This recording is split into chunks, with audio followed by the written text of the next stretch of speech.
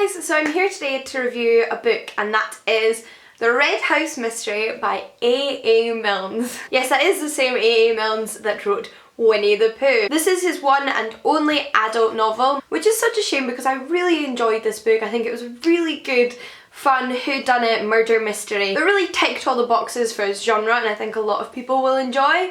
So I do think it is a shame that there's no more of them, because you can kind of tell from this one that A.A. Milne would have quite liked to have written more about the same characters. So what is this book about? This book is set in the mid-1900s and is a murder mystery whodunit story, very much suited for fans of Agatha Christie and Sir Arthur Conan Doyle. And in fact, there's quite a few references to Sir Arthur Conan Doyle's Sherlock Holmes in this book, which I really enjoyed as a Sherlock Holmes fan. The book itself knew the genre it was coming into, and A.A. Milne kind of poked fun a little bit at its genre while still kind of adhering to the overall genre requirements. So the main character made a lot of jokes about Holmes and Watson and how he and his friend were playing the role of Holmes and Watson, but also how ridiculous Holmes's methods were, which they were somewhat. At the very beginning of this book there is a murder. One of the character's long lost brothers is murdered and the other brother has gone missing.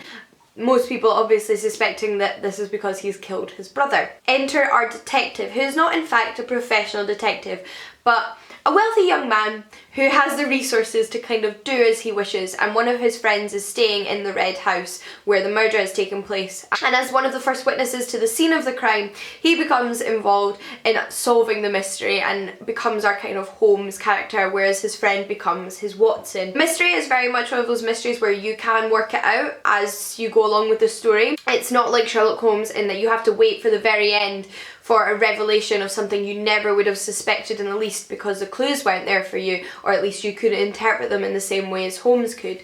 This was definitely one of those stories where the clues were all set out for you. We followed the amateur detective as he processed things in his mind and came to different conclusions and shared his thoughts with his companion, so that you were unravelling the mystery alongside him. And if you like to be able to interact with your mysteries and figure out the ending before it happens, then this is one of those mysteries where you can do that. I don't think it's entirely obvious, but there is a limited number of possibilities. Although I think the mystery was quite straightforward, although interesting enough, I think the writing was incredibly witty. I find A.A. Milne just a very witty writer.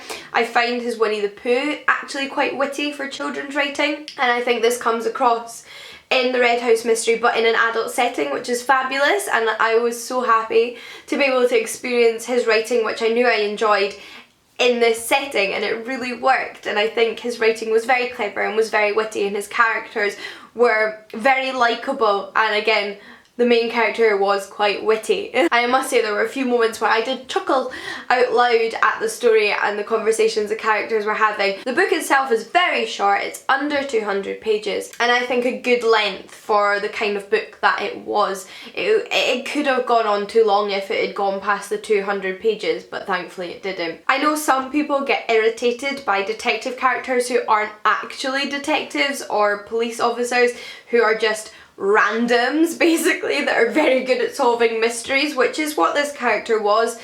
I think it worked. I've never had a problem with that. I like things like Murder, She Wrote and Diagnosis Murder, where the detectives are not actually detectives. I do think this novel is a lot of fun, and it really, like I said, ticks all the boxes for its genre, and in particular if you are an Agatha Christie or a Sir Arthur Conan Doyle fan, then this book is well worth checking out. It's a little bit sillier than Sherlock Holmes, slightly more Agatha Christie-esque and set in more of the time period that Agatha Christie writes in, but I think all the references to Sherlock Holmes are a lot of fun. I think this has definitely been a short review, but I really wanted to share this book with you guys because I had no idea it existed up until recently, and I think it's well worth checking out if you're a detective novel fan. So I hope you enjoy it if you do read it, and if you have any recommendations that you think I'd like based on this book, then please do let me know.